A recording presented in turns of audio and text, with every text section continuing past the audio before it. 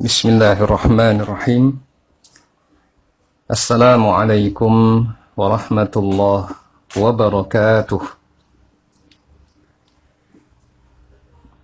Innal hamdalillah nahmaduhu wa nasta'inuhu wa nastaghfiruh wa na'udzu billahi min shururi anfusina wa min sayyiati a'malina. Man yahdihillahu fala mudilla lahu ومن يضلل فلا هادي له وأشهد أن لا إله إلا الله وحده لا شريك له وأشهد أن محمدا عبده ورسوله اللهم صل على نبينا محمد وعلى آله وأصحابه ومن تبعهم بإحسان إلى يوم الدين.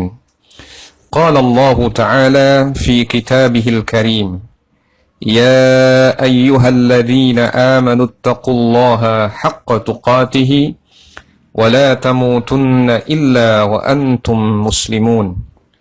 يا أيها الناس اتقوا ربكم الذي خلقكم من نفس واحدة وخلق منها زوجها وبث منهما رجالا كثيرا ونساء واتقوا الله الذي تساءلون به والأرحام إن الله كان عليكم رقيبا. يا أيها الذين آمنوا اتقوا الله وقولوا قولا سديدا يصلح لكم أعمالكم ويغفر لكم ذنوبكم ومن يطع الله ورسوله فقد فاز فوزا عظيما. أما بعد فإن أصدق الحديث كتاب الله وخير الهدي هدي محمد صلى الله عليه وعلى آله وسلم وشر الأمور محدثاتها فإن كل محدثة بدعة وكل بدعة ضلالة وكل ضلالة في النار. Ikhwani wa akhwati fillah rahimani wa rahimakumullahu jami'an. Alhamdulillah, pada malam ini insyaallah kita akan melanjutkan kajian kitab Bulughul Maram dalam Kitabus Shiyam. Pada kajian yang terakhir sebelumnya kita telah membaca hadis Aisyah radhiyallahu anha yang menjelaskan bahwa Nabi SAW pernah menemui Aisyah dan bertanya, apakah ada makanan? Aisyah menyatakan tidak. Kemudian Nabi berniat berpuasa sunnah. Nah, maka niat puasa sunnah itu diperbolehkan walaupun tidak menginapkan niat. Tetapi untuk puasa wajib seperti puasa Ramadan atau puasa mengganti bulan Ramadan harus menginapkan niat sebelum terbitnya fajar berdasarkan hadis Hafsah radhiyallahu anha yang sudah kita baca pada kajian sebelumnya.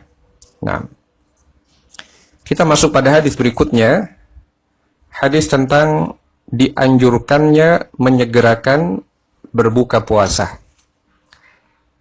Wa an Sahal bin Sa'ad radhiyallahu anhuma anna Rasulullah sallallahu alaihi wasallam qala la yazalu an-nasu bi khair ma ajjalul fitra.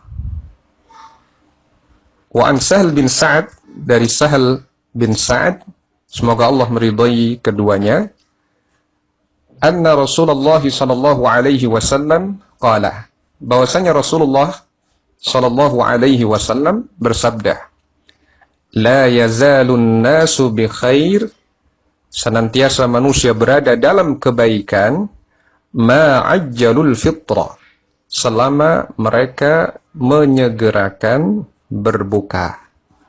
Muttafaqun alaih. Hadis disepakati oleh Al-Bukhari dan Muslim. Jadi hadis muttafaqun alaih adalah hadis yang diriwayatkan oleh Al-Bukhari dan Muslim dari sahabat yang sama dengan lafadz yang sama atau hampir sama. Nah, hadis ini menunjukkan disunnahkannya menyegerakan berbuka. Namun bukan berarti berbuka sebelum waktunya. Nah, karena kalau seorang berbuka sebelum waktunya, tidak memiliki uzur, itu masuk dalam kategori dosa besar. Nah, yang dimaksud menyegerakan berbuka di sini adalah segera berbuka, membatalkan puasa ketika sudah tenggelam matahari. Sebagaimana dinyatakan dalam Al-Quran, "Thumma atimmus siyama ilal lail." Kemudian sempurnakanlah puasa hingga malam. Ketika sudah masuk malam, maka berbukalah. Dan malam itu ditandai dengan terbenamnya matahari. Juga disebutkan dalam hadis Umar bin Al-Khattab radhiyallahu anhu yang diriwayatkan oleh Al-Bukhari dan Muslim, Rasulullah sallallahu alaihi wasallam bersabda, "Idza aqbala al-lailu min hahuna wa adbara an-nahar min hahuna faqad aftara as-shaim." Idza aqbala al-lail, jika malam telah datang, min hahuna, dari arah sini, dari arah timur, ya. Wa adbara an-naharu min hahuna, dan siang berlalu dari arah sini, dari arah barat. Faqad aftaras shaim, maka orang-orang yang berpuasa hendaknya segera berbuka. Nah, jadi berbuka dengan hal yang ringan yang nanti akan dijelaskan bagaimana Nabi Shallallahu Alaihi Wasallam berbuka. Beliau berbuka jika ada rutop, beliau memulai dengan rutop. Kalau tidak ada dengan tamar, kalau tidak ada maka beliau minum air. Nah, nanti akan kita baca insyaallah hadis Anas bin Malik radhiyallahu anhu. Di dalam hadis ini menunjukkan keutamaan menyegerakan berbuka. Sekedar membatalkan puasa, atau orang awam bilang takjil, nah, dengan makanan-makanan ringan, dengan kurma atau dengan air. Kemudian sholat maghrib, setelah itu silakan makan dengan makan porsi yang tidak berlebihan. Nah, kemudian hadis berikutnya, walid Tirmidzi min hadis Abi Hurairah radhiyallahu an. Dalam riwayat At-Tirmidzi dari hadis Abu Hurairah, semoga Allah meridainya, anin Nabi sallallahu alaihi wasallam qala, dari Nabi sallallahu alaihi wasallam beliau bersabda, qala Allah azza wa jalla, Allah azza wa jalla berfirman, ahabbu ibadi ilayya a'jaluhum fitran. Para hambaku yang paling aku cintai adalah yang paling bersegera melaksanakan berbuka. Para hambaku yang paling aku cintai adalah yang paling bersegera melaksanakan berbuka puasa. Nah, ada catatan tentang validitas hadis ini. Hadis ini lemah. Dilemahkan oleh sebagian para ulama, seperti Syekh Al-Albani, dilemahkan karena di dalam hadis ini ada seorang perawi yang bernama Qurrah bin Abdurrahman. Ada seorang perawi yang bernama Qurrah, Qaf, Ra, tak marbutah, Qurrah bin Abdurrahman, yang dinilai hafalannya lemah oleh para ulama. Sehingga hadis ini, hadis riwayat At-Tirmidzi dari Abu Hurairah, itu adalah hadis yang lemah. Nah, kita cukup mengetahui keutamaan menyegerakan berbuka dari hadis yang tadi kita baca, hadis Sahal bin Sa'ad radhiyallahu anhu. Juga hadis Umar bin Al-Khattab yang tadi saya tambahkan. Hadis Umar bin Al-Khattab riwayat Al-Bukhari dan Muslim. Idza aqbala al-lail min hahuna wa adbara an-nahar min hahuna faqad aftara as-sha'im. Nah. Sedangkan hadis riwayat At-Tirmidzi dari Abu Hurairah, ahabbu ibadi ilayya a'jaluhum fitran, para hambaku yang paling aku cintai adalah yang paling bersegera melaksanakan berbuka puasa. Ini adalah hadis yang lemah. Nah, wallahu a'lam. Kemudian kita masuk di dalam hadis yang berikutnya, hadis Anas bin Malik radhiyallahu an. An Anas bin Malik radhiyallahu anhu qala, dari Anas bin Malik, semoga Allah meridainya, beliau berkata, qala Rasulullah sallallahu alaihi wasallam, Rasulullah sallallahu alaihi wasallam bersabda, tasahharu fa inna fis sahuri barakah. Bersahurlah kalian, karena di dalam sahur itu ada keberkahan. Muttafaqun alaih. Hadis disepakati oleh Al-Bukhari dan Muslim. Nah, Nabi memerintahkan bersahurlah, karena sahur itu adalah keberkahan. Santap sahur, makan dan minum sebelum terbitnya fajar, ini adalah sunnah. Terdapat keberkahan, kebaikan yang banyak di dalam sahur. Di antaranya meneladani Rasulullah Sallallahu Alaihi Wasallam, menjalankan perintah Nabi itu kebaikan yang sangat besar. Nah, tidak bisa diganti dengan apapun. Kemudian di antara kebaikan sahur adalah memudahkan seseorang bisa menyelesaikan puasa, memberikan kekuatan untuk tidak makan dan minum dalam jangka waktu tertentu sampai terbenam matahari. Nah, memudahkan dia untuk beraktivitas karena ada asupan energi bagi dia. Juga sahur itu, orang yang sahur akan mendapatkan sholawat dari Allah dan para malaikat. Di dalam hadis riwayat Ahmad, Rasulullah Shallallahu Alaihi Wasallam bersabda, as-suhuru aklatun barakah. Makan sahur itu atau sahur itu adalah makanan keberkahan. Fala tada'uhu, janganlah ditinggalkan. Walau an yajra'a ahadukum jar'atan min ma. Meskipun seseorang hanya meneguk seteguk air saja. Fa inna Allah wa malaikatahu yusalluna 'alal mutasahhirin. Karena sesungguhnya Allah dan para malaikatnya bersolawat kepada orang yang makan sahur. Hadis riwayat Ahmad, dihasankan oleh Syekh Al-Albani dalam Sahih At-Targhib wa Tarhib. As-suhuru aklatun barakah. Sahur itu adalah makanan keberkahan. Fala tada'uhu, janganlah kalian tinggalkan. Walau an yajra'a ahadukum jar'atan min ma. Meskipun hanya dengan meneguk seteguk air. Fa inna Allah wa malaikatahu yusalluna 'alal mutasahhirin. Karena Allah dan para malaikatnya bersolawat kepada orang-orang yang makan sahur. Hadis riwayat Ahmad, dihasankan oleh Syekh Al-Albani. Juga kesempatan sahur menjelang subuh adalah memperbanyak istighfar, banyak mohon ampun kepada Allah. Wal mustaghfirina bil ashar.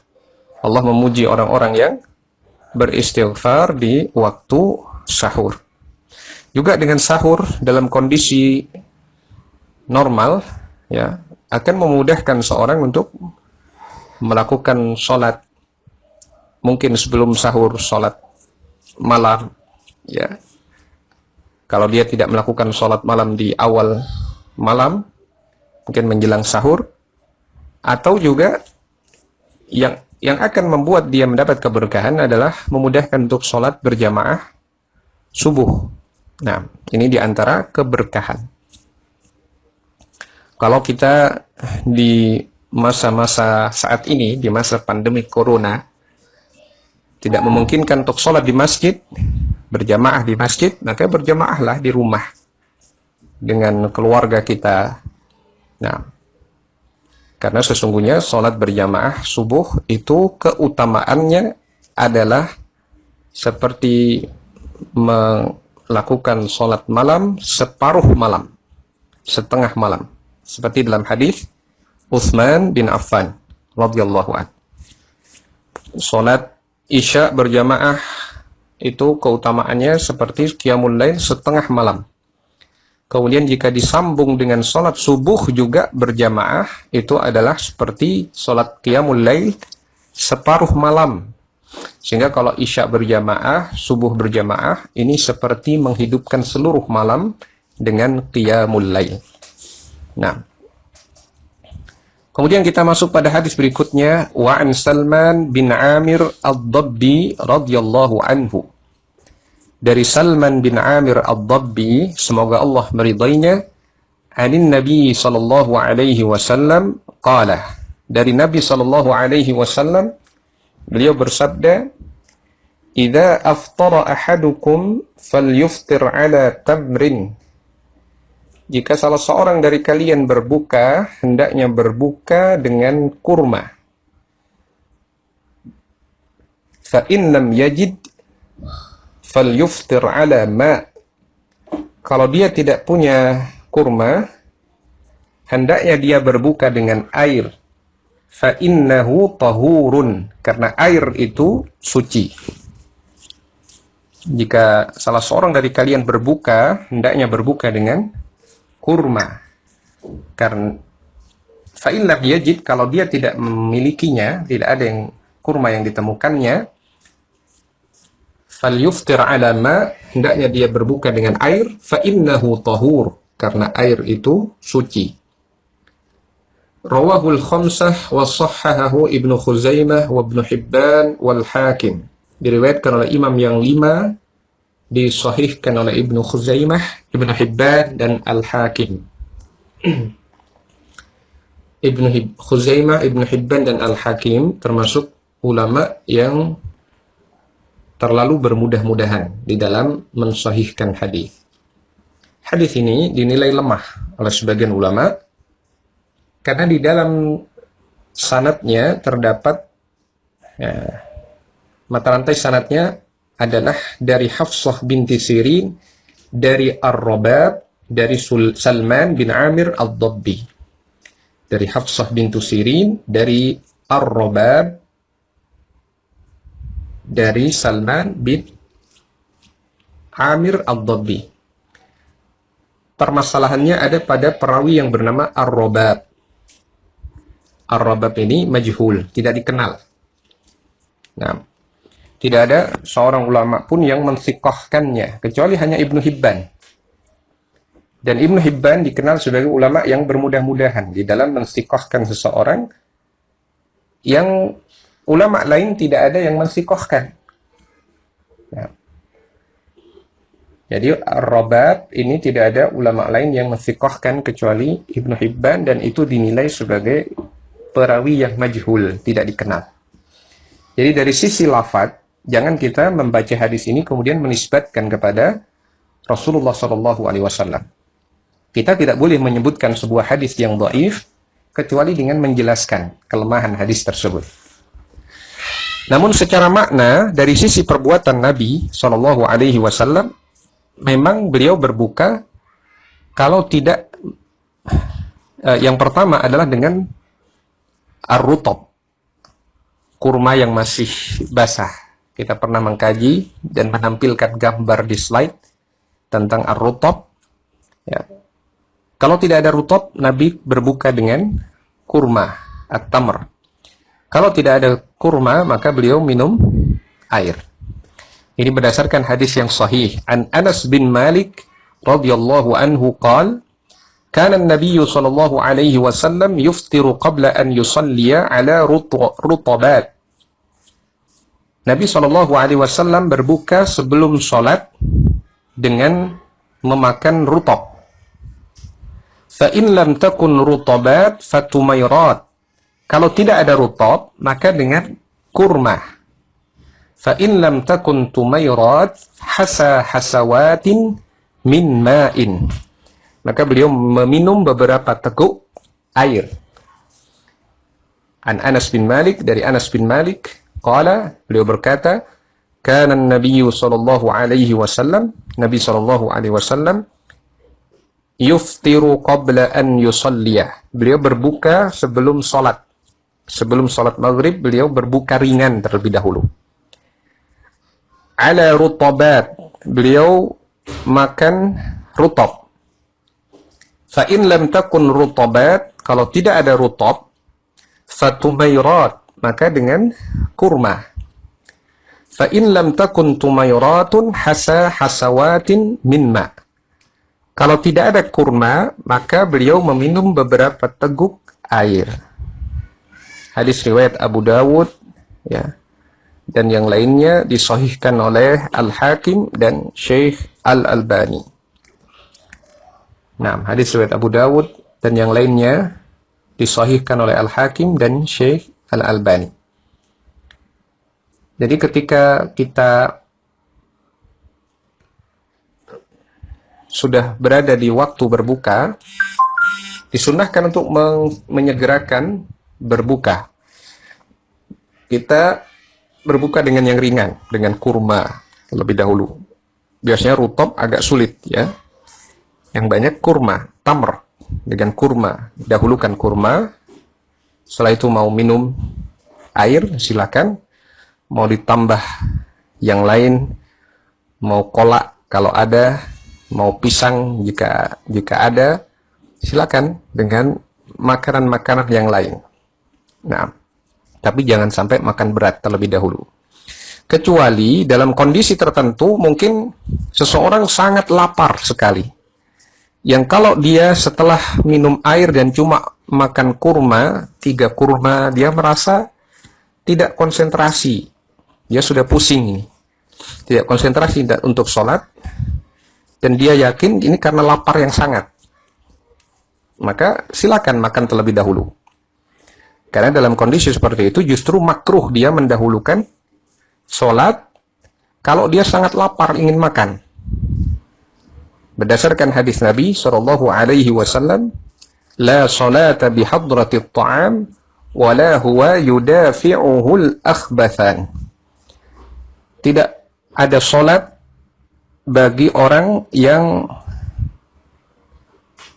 sudah dihidangkan, sudah ada makanan dan dia ingin makan di situ, atau orang yang ingin ke toilet, ya, ingin kencing atau buang air besar, atau sakit perut, misalkan dia ada keperluan ke toilet, makruh dia untuk sholat terlebih dahulu.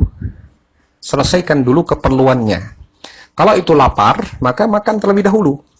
Nah, agar sholatnya nanti lebih khusyuk. Ini dalam kondisi tertentu. Dalam kondisi normal, sholat setelah berbuka ringan, setelah sholat baru makan besar. Ini kondisi yang normal. Tapi kalau lapar sekali silakan. Gitu. Yang menjadi masalah kalau tiap hari lapar terus. Hari pertama lapar, maka dia makan dulu terus sholat. Hari kedua dia lapar sekali, makan dulu terus sholat. Hari ketiga tidak selesai-selesai, jadi kebiasaan. Maka ini baru bermasalah. Nah, kalau sesekali tidak mengapa. Kalau berkali-kali mungkin ada masalah. Nah, baik. Kemudian kita baca hadis yang terakhir di malam hari ini tentang puasa wisol. Nah, atau kita tunda pembacaannya. Kita juga ingatkan dengan sunnah berdoa ketika berbuka. Berdoa dengan doa apa saja. Baik ketika akan berbuka, ya lebih tepatnya lagi ketika akan meminum atau ketika akan makan, ya ketika akan berbuka, kita berdoa.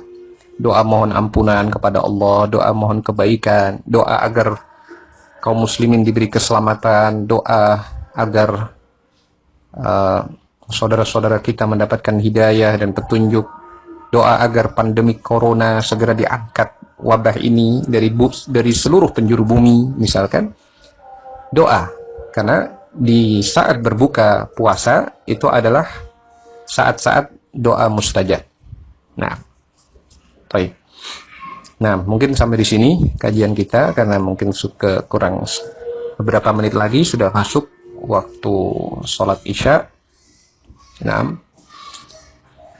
maka di malam ini kita telah membaca beberapa hadis, di antaranya hadis Sahal bin Sa'ad radhiyallahu an tentang anjuran menyegerakan berbuka ketika sudah masuk waktunya, ketika matahari sudah tenggelam.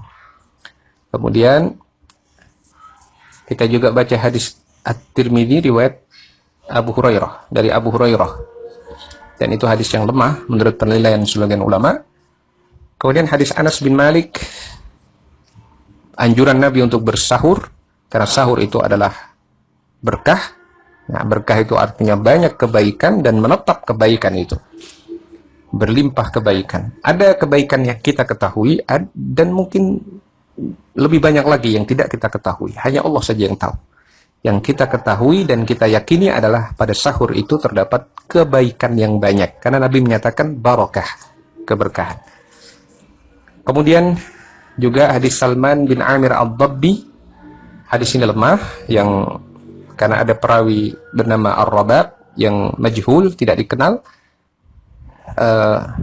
Yang sahih dari sisi perbuatan Nabi adalah hadis Anas bin Malik radhiyallahu an, bahwa Nabi berbuka sebelum sholat dengan makan rutab. Kalau tidak ada rutab, maka dengan kurma. Kalau tidak ada kurma, beliau minum beberapa teguk air. Hadis riwayat Abu Daud dan lainnya, disahihkan oleh Al-Hakim dan Syekh Al-Albani. Nah, itu mungkin yang bisa kita kaji pada kesempatan kita di malam hari ini. Kurang lebihnya saya mohon maaf. Semoga kita semua bisa beribadah secara optimal di bulan Ramadan dalam bimbingan sunnah Nabi Shallallahu Alaihi Wasallam, ikhlas karena Allah, dan semoga Allah Subhanahu Wa Taala menjadikan kita nantinya memasuki Ramadan dengan ibadah-ibadah yang terbimbing, ya, puasa yang berlimpah pahalanya di sisi Allah Subhanahu Wa Taala, dan semoga Allah nanti mengeluarkan kita dari Ramadan dalam keadaan diampuni. Nah, subhanakallahumma wa bihamdika asyhadu an la ilaha illa anta astaghfiruka wa atubu ilaik, wa sallallahu ala nabiyyina Muhammadin wa ala alihi wa sahbihi ajma'in. Wassalamu alaikum warahmatullahi wabarakatuh.